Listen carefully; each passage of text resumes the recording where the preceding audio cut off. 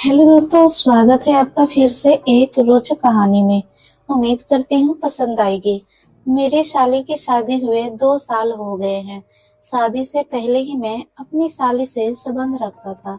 मेरी पत्नी को आज तक इस बात की जानकारी नहीं है। अब साली की शादी हो रही थी। उस समय मुझे बुरा तो लग रहा था, लेकिन यह तो होना ही था। यह सोचकर मैं खुद को समझा लिया और शादी में शामिल हुआ। और शादी बहुत धूमधाम से हुई। मेरी साली साहिबा का नाम पूनम है। जब भी पूनम हमारे घर आती तो करीबन 5 से 6 दिन वह हमारे घर में रहती।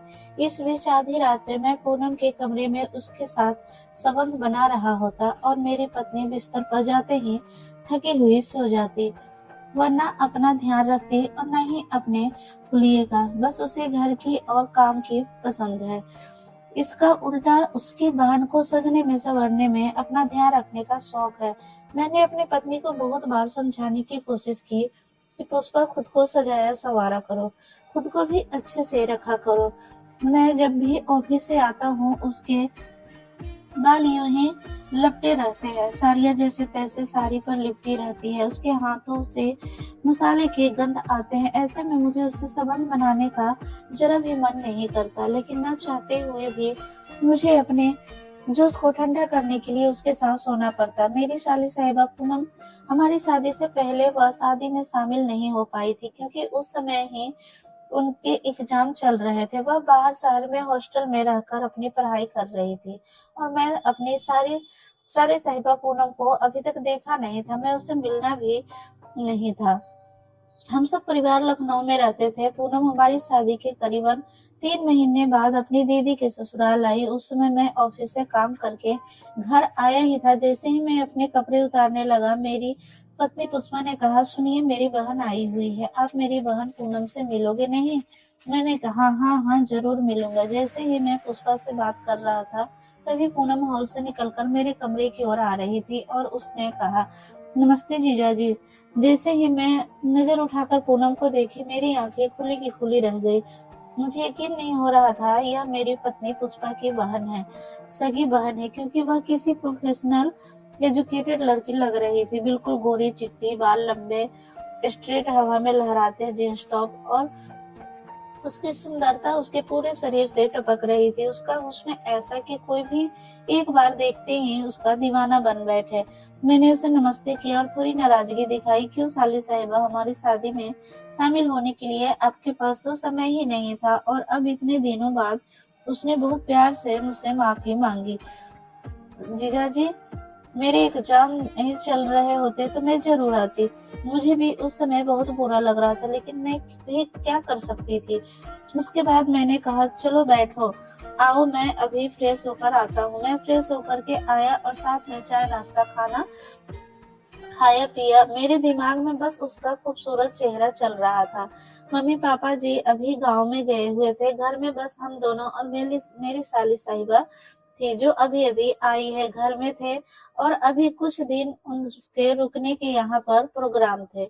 यह मुझे पुष्पा ने बताया था। मैं यह सुनकर खुश हो गया कि चलो, पूनम के साथ समय बिताने का अभी मुझे अच्छा मौका मिलेगा। हमारे कमरे के सामने वाला कमरा ही मेरी पत्नी पुष्पा ने पूनम को रहने के लिए दिया हुआ था। रात हुई, जैसे ही मैं अपने कमरे में सोने गया, मुझे आधी रात तक नींद नहीं आ रही थी। उसका वह फिगर, वह उभरा हुआ सीना, पतली लंबी कमर, लंबे लंबे घने बाल, हुस्न ऐसा कि आंखों में पल भर की दूर ना हो।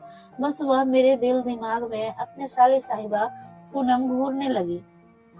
ऐसा लग रहा था अभी उसके कमरे में जाऊं और अपने दोनों हाथों से उसके चेहरे को लेकर उसके होठों को चूम लूं, उसके पूरे जिस्म को चूम लूं। मैं मन ही मन सोच रहा था, काश पुष्पा की जगह मेरी साली साहिबा पूनम से मेरी शादी हुई होती। आज कितने हसीन दिन होते जब मेरी शादी पुष्पा से तय हो रही होती। उस समय भी पूनम हॉस्टल में थी, दूसरे शहर में, तभी मैं उससे नहीं मिल पाया था। बस मुझे अभी तक उसका नाम ही पता था, और जब पूनम से मिला और उसे देखा तो दिल में बेचैनी सी होने लगी कि मेरी शादी इससे हो जाती। मुझे रहा नहीं गया। मैं अपने कमरे से धीरे से उठा। पुष्पा गहरी नींद में सो रही थी। मैं कमरे से बाहर आया और पूनम के कमरे की ओर जाने लगा तो देखा कमरे का दरवाजा हल्का सा खुला है। पूनम निकर पहने हुए सो रही थी और उसका पूरा हुस्न कमरे में समाया हुआ था। उसके हुस्न को देखते रह गया। दरवाजे को मैंने धीरे से खोला और कमरे के अंदर गया। पूनम को मैं ऊपर से नीचे निहार रहा था। उसके बगल में बैठकर धीरे से उसके चेहरे को हाथ लगाया। वह नींद में कसमसा रही थी। मुझे डर लग रहा था कहीं वह जाग न जाए। मैं खुद को रोक न पाया। उसके होठों को धीरे से चूम लिया। वह अभी भी नींद में कसम कसा रही थी। उसने मुस्कुराते हुए मेरा हाथ पकड़ा और अपने सीने पर रख दिया। पता नहीं वह नींद में क्या सोच रही थी। शायद उसे अच्छा लग रहा था। लेकिन वह नींद में यदि जाग जाती तो फिर क्या होता, यह सोचकर मैं धीरे से कमरे से बाहर निकल आया और अपने कमरे में जाकर सोने की कोशिश करने लगा। लेकिन आंखों से नींद कोसों दूर थी।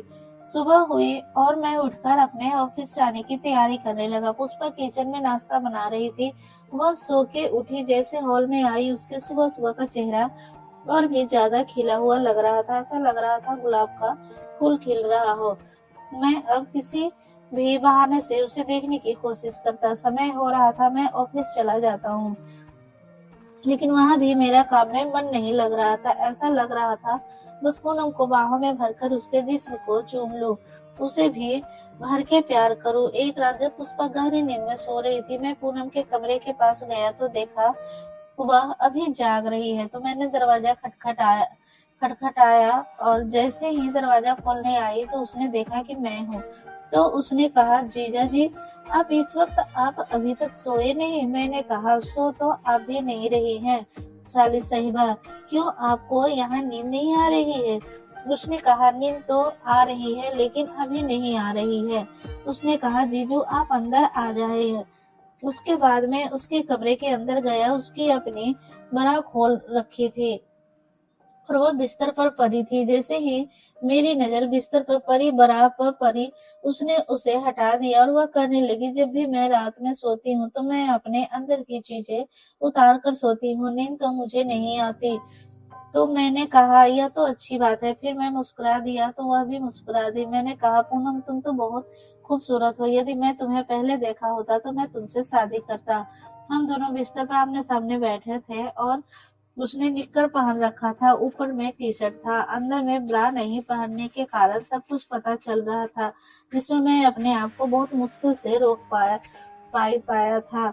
उसने कहा, जीजू स्मार्ट तो आप भी हो। यह सुनकर मैं अंदर ही अंदर खुश हो गया। पूनम ने बताया, जीजू अब तो मेरे माता पिता मेरे लिए लड़का देख रहे हैं। यदि आपकी नजर में कोई मेरे लिए लायक लड़का हो तो आप उन्हें बता दें। और वह बोलकर मुस्कुराने लग गई। यह सुनकर मेरा दिल बैठ गया। मैंने कहा, किसी और की क्या जरूरत है, मैं ही तुम्हें दोनों बहनों के लिए काफी हूँ। तुम दोनों को मैं संभाल लूंगा। यह सुनकर वह मुस्कुराने लग गई। उसने कहा, जीजू मुझे संभालना आपके बस की बात नहीं है। आप मेरी दीदी के लिए ही सही हो। मैंने कहा, क्यों साली साहिबा, मेरे में क्या कमी है कि मैं आपको नहीं संभाल सकता? तो उसने मुस्कुराते हुए कहा कि मुझे वैसा लड़का चाहिए जो मुझे जी भर के प्यार करे, मुझे संतुष्ट करे। यह आपके बस की बात नहीं है। यह सुनकर मैंने अपने हाथ उसके कंधे पे रख दिए और कहा, साली साहिबा एक मौका तो दो, तब पता चलेगा कि मैं आपको संतुष्ट कर पाता हूँ या नहीं। उसने अपनी जांघ पर रखे मेरे हाथ को अपने हाथों में लेकर अपने सीने पर ले हटाते हुए कहा, जीजू आधी रात का समय हो रहा है, जीजा साली एक साथ बिस्तर पर बैठे, कुछ गलत ना हो जाए। तो मैंने कह दिया, कुछ हो भी जाता है तो क्या दिक्कत है? मैंने कहा, पूनम मैं सच बताऊं, तुम्हारी दीदी को इन सब चीजों से कोई मतलब नहीं है। वह बच्चों में, घर के कामों में बिजी रहती है। मैं तुम्हारी दीदी को कितना बार समझाया हूँ, खुद पर ध्यान देने का काम तो और भी लड़कियां करती हैं, लेकिन वह खुद पर भी ध्यान नहीं देती है। लेकिन तुम्हारी दीदी तो खुद को सजाने संवारने में बिल्कुल भी दिलचस्पी नहीं लेती। मैं समझाकर थक गया हूँ, खुद को सजा कर रखा करो। जब मैं ऑफिस से आऊं तो तुम्हें सजा संवरा देखूं, ऐसा में प्यार करने का भी मन करे। लेकिन वह अपनी हालत किसी तरह से बयान नहीं रखती। यह तुम देख रही हो ना पूनम? पूनम ने कहा, जीजू मैं दीदी को समझाऊंगी। तो मैंने कहा, पूनम शादी के इतने साल बाद भी वह अभी तक नहीं समझी थी। तो अब आगे क्या समझेगी। मैं बोलते बोलते पूनम के गले लग गया और पूनम से मुझे अपनी बाहों में भर लिया। आधी रात का समय, खुद को मैं रोक नहीं पाया और पूनम के पूरे जिस्म को चूमने लग गया। पूनम के निकर के अंदर में सब कुछ दिख रहा था जो मेरे अंदर की बेचैनी को बढ़ाया जा रहा था। उसके सीने के उभार जो बाहर आ रहे थे, मैं कसकर चूसने लग गया। और उस रात वह सब कुछ हुआ जो मैं चाहता था। इसके बाद पूनम जितने दिन यहाँ रुकी, आधी रात को मैं उसके कमरे में जाता और जी भर के प्यार करता। पूनम भी मुझे मना न कर पाती। पूनम अपनी दीदी के सिर्फ 2 साल ही छोटी थी। उसकी भी शादी की उम्र हो चुकी थी, पूरी जवान हो गई थी। उसका भरा पूरा हुआ शरीर, मन तो उसका भी करता होगा, शायद इसलिए वह मुझे यह सब करने से रोक ना पाई और मेरी पहली छुअन उसे नशे से भर दिया। इसके बाद पूनम का आना जाना हमारे घर लगा रहा और हम दोनों बराबर एक दूसरे को संतुष्ट करते रहे। पूनम की शादी हो चुकी थी। शादी के बाद वह दूसरे शहर मुंबई में रह रही थी। मैं अक्सर वहां जाता और पूनम से मिलने। पूनम भी जब उसके पति काम के सिलसिले में शहर से बाहर जाया करते थे तो पूनम मुझे फोन करके बुला लिया करती। उसकी शादी को 4-5 महीने हो चुके हैं। इस 5 महीने में करीब यह 7वीं बार अपनी साली पूनम से मिलने जा रहा हूँ और मैं जब भी जाता हूँ पुष्पा को यह बताकर जाता हूँ कि मैं काम से बाहर जा रहा हूँ।